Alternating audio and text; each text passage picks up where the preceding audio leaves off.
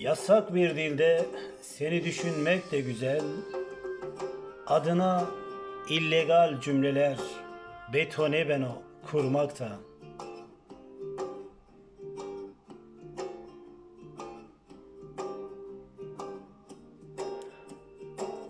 Asi imgelerle seni var etmek de güzel.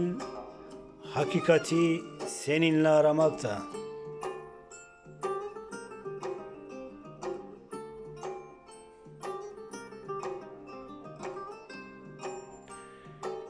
Senin için bir kavgaya durmak da güzel, gülüşlerine teslim olmak, barışmak da.